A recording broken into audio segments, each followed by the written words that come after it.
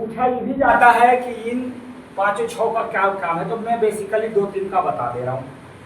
पहला सी है, सी माने कंडक्टर।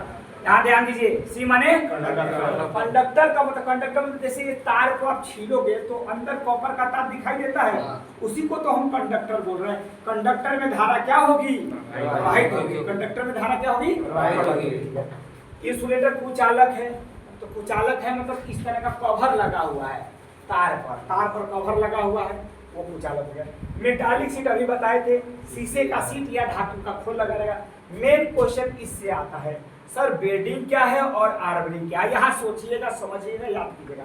बेडिंग का काम होता है, यह है धातु, यह है धातु, तो इसको दिमाग में आप कर लीजिए, यह है आपका जंगला, यह है लोहा।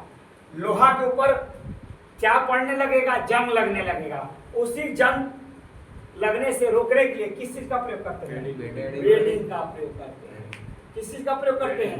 बेडिंग का। तो पूछा जाता है बेडिंग क्या है, तो बेडिंग का प्रयोग आपके भूमिगत केबल में जंग कोरोजन रोकने के लिए करते हैं।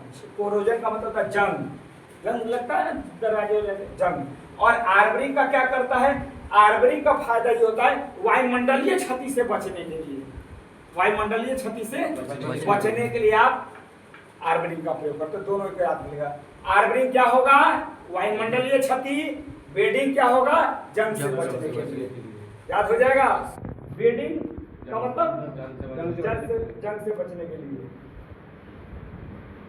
अब बेडिंग भुला जाओगे तो परीक्षा में याद रखना, बेड है, क्या है? तुम्हारे शरीर भी दर्द कर रहा था तो उसको, शरीर को आराम ले रहे थे, तो उसको भी आपको जंग लगने वाला है मेटल पर, मेटल के ऊपर तो है बेडिंग, तो मेटल याद रहेगा, धातु, धातु से आएगा लोहा दिमाग में, जंग लगना होगा। अब बेडिंग के ऊपर जंग, जंग के ऊपर हो जाएगा वायुमंडलीय क्षति। आर्बरिंग क्या होगा? वायुमंडलीय क्षति होगा। तो ये दोनों याद रखें। आर्बरिंग का काम पूछेगा तो भूमिगत केबल को वायुमंडलीय क्षति से बचाने के लिए, भूमिगत केबल को वायुमंडलीय क्षति से बचाने के लिए। बेडिंग का क्या प्रयोग होगा? जंग से बचने। ठीक है। अब अगला पॉइंट बता रहे हैं।